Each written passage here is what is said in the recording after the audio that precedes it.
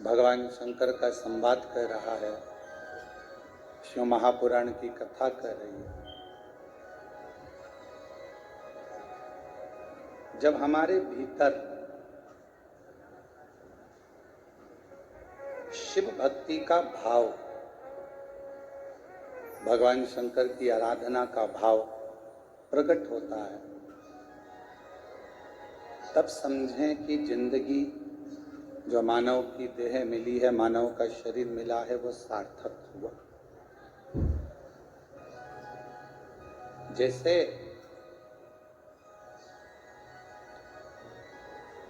भगवान नेत्र दे दे और ज्योति ना दे तो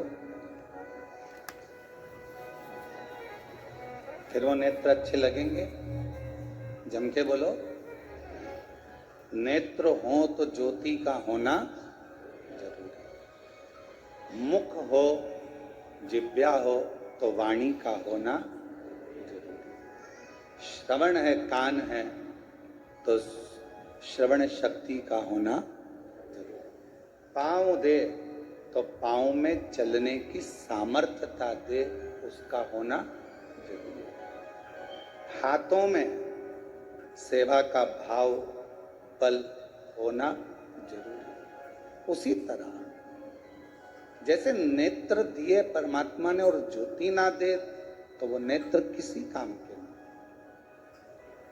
कान दिए परमात्मा ने और उसमें श्रवण शक्ति ना दे तो वो कान किसी काम के नहीं। मुख दिया परमात्मा ने और वाणी ना दे तो वो मुख किसी काम का नहीं। उसी तरह मानव का शरीर परमात्मा दे और उसमें शिव भक्ति ना दो तो समझ लेना कि मानव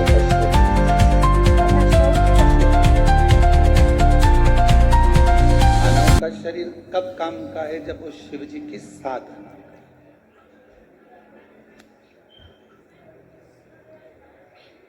एक बेलपत्र के वृक्ष में 68 करोड़ तीर्थ होते हैं।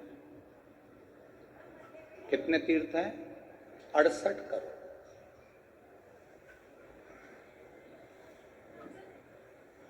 एक बेलपत्र के वृक्ष के अंदर 68 करोड़ तीर्थ होते हैं। और जब हम एक बेलपत्र तोड़कर शिवजी के मंदिर में लेकर जाते हैं, शंकर भगवान को जब हम बेलपत्र समर्पित करने के बाद एक बेलपत्र हम अपने लिए औषधि के रूप में लेकर आते हैं, तो लोग पूछते हैं कि शिवजी पे चढ़ा बेलपत्र क्यों खाना चाहिए? एक वृक्ष बेलपत्र का जिसमें 68 करोड़ तीर्थ है।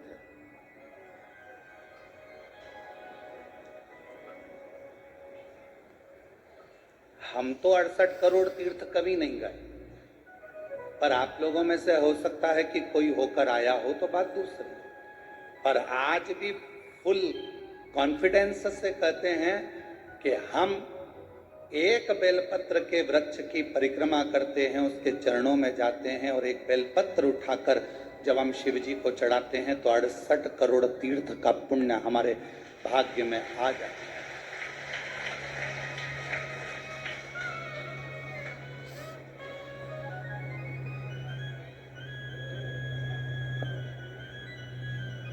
और इतने पवित्र तीर्थ, हजारों हजारों नदियां, हजारों हजारों कुंड, हजारों हजारों बावड़ियां, सरोवर, तालाब भारत की भूमि पर विराजमान। कुछ तीर्थ भारत की भूमि के बाहर भी, जैसे पशुपतिनाथ नेपाल में, मां हिंगलाज माता पाकिस्तान में, ऐसे कई तीर्थ बाहर भी हैं। अब 68 करोड़ तीर्थ हम कभी नहीं गए, पर हमने हमारी जिंदगी में एक नियम हमेशा बनाकर रखा कि कार्तिक के महीने में बेलपत्र के वृक्ष की परिक्रमा और बेलपत्र के वृक्ष के नीचे एक घी का दीप जलाने का नियम बनाया। तो ये हमें विश्वास है कि हमारे 68 करोड़ तीर्थ